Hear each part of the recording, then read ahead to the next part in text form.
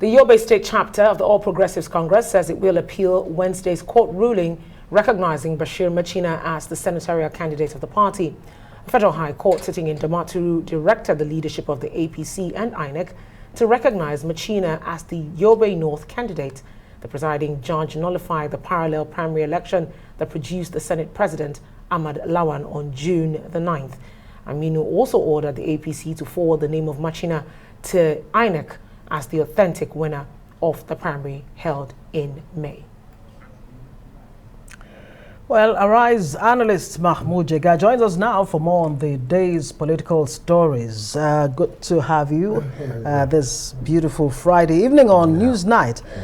Okay, let's start with this Ahmed Lawan situation. At one point, we thought, okay, maybe we've heard the last of it with Ahmed Lawan himself saying he will not appeal, the court's judgment, only to hear from the state chapter of Yobe State of his party, the APC, saying we will appeal. What do you think of it? I was surprised too, because as you said, the story yesterday was that the Senate President himself said he will not appeal the Federal High Court judgment. And then today there is this one saying now the party, well, I can see why everybody wants to be the APC senatorial candidate for Yobe North. You see, Yobe is one of the 2 or 3 states that has never been ruled by any other party. Since 1999, it has been ruled by MPP, which went into APC. So it's like if you get the party's nomination in that state, you are almost sure banker to be in. So that's the fight for it. And the Senate President has been in the National Assembly since 1999 for 23 years. He was in the House, then he was in the Senate, all from Yobe. So I don't personally understand the rationale for this appeal, because the thing was that the primary for senatorial candidates was held in May, and AMPP in Yobe North nominated this Bashir Machina, and as long as he does not willingly relinquish the seat, to hold another Congress that nominated the Senate President, I don't see how it will succeed in the court. I think that matter has been made clear in many other places all over the country. Well, maybe just some people trying out their luck, I guess, this time to see how far it will go. Let's move on to other, political stories.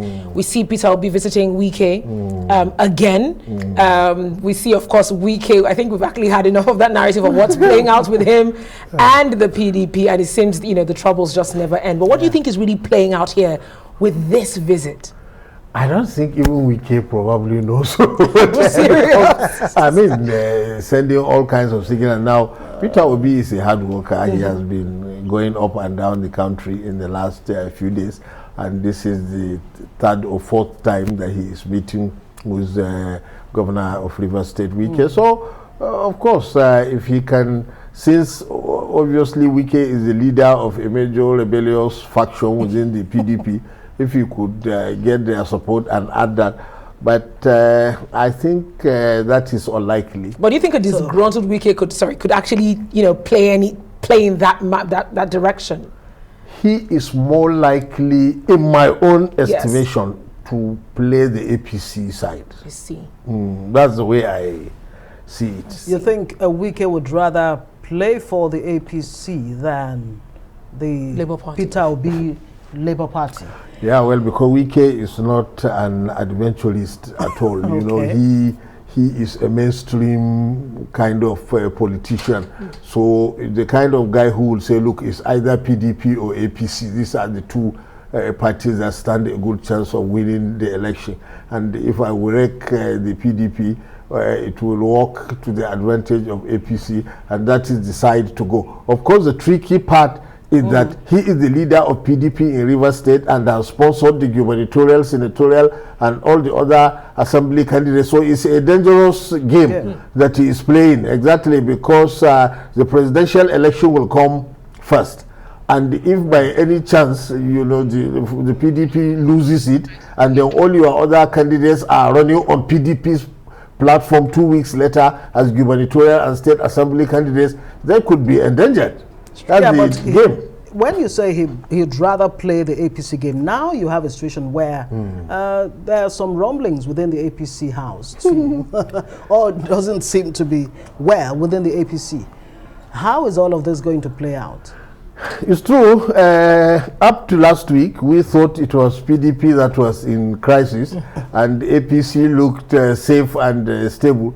And suddenly we began hearing these rumblings that the governors and then the members of the working committee were not happy with the composition of the presidential campaign council, and then also they were supposed to launch that campaign council, but it was postponed, and the presidential candidate is out of the country. So it looks like APC also really has a problem on its hand, but they can resolve it within a week if the candidate comes back. There's some more consultation.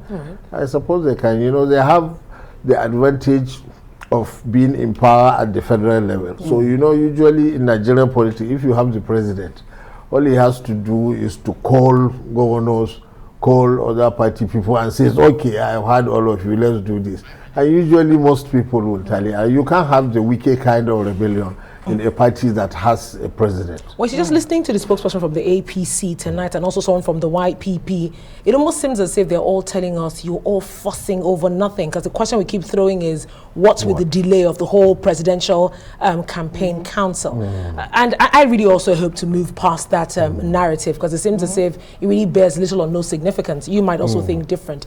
At this point in time, what do you think should really be the focus around discussions, you know, with the political parties, even as INEC has given them permission, you know, to kick off? Yeah, well, as we say, you know, the presidential and all other primaries ended in May. That was 4 months ago. And we would have thought whatever planning you are going to do, composition of campaign council, whatever, you should have done it. And on the 28th, the day that you are officially allowed to kick off the campaign, we expected to see major rallies, launching the campaign, unveiling manifestos.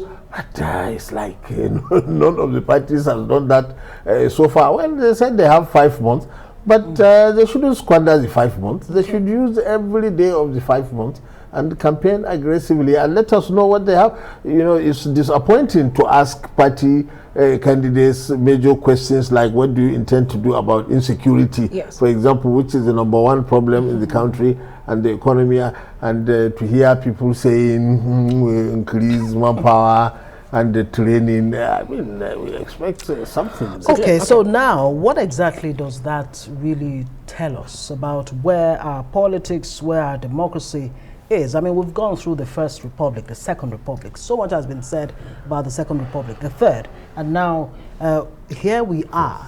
How much progress really are we making? Where really should we be now? Because there was a time when we were talking about, you know, our nascent democracy still in its teething stage. Where exactly are we now? After 23 years, you cannot say it is teething, you cannot say it is nascent. You cannot say it was a problem caused by the military, like the politicians spent the first few years of this republic. Everything they will say, oh, you know, the military suspended National Assembly, so we are all lining up. After 23 years, even if a child was born in 1999, he's 23 now. Now the blame seems to be between the parties now. You at 16 years, this is what you did. Okay, you've been around for 8 years. University, exactly. So the things are not going too well.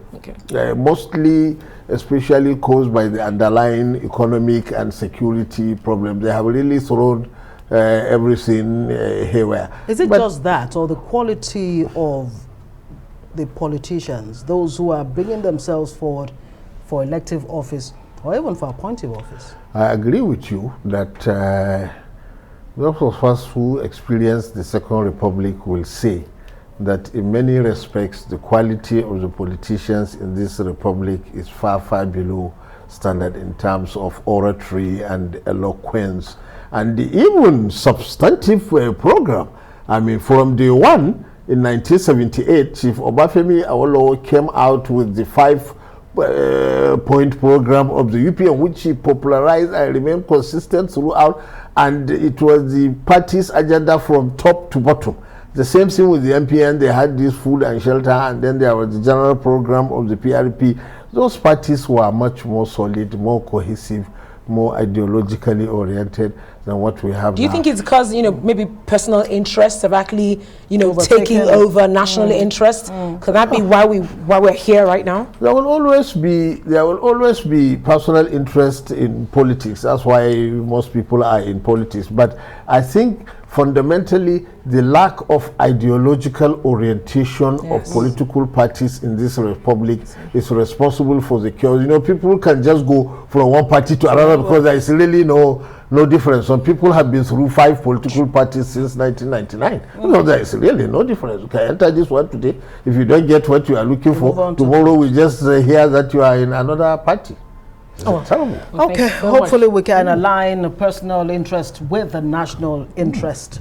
Hopefully the voter can And do that. move away from the me struggle, because it's about me and Absolutely. all that. Well, thank you so much for being speaking to our analyst, Mahmud Jega.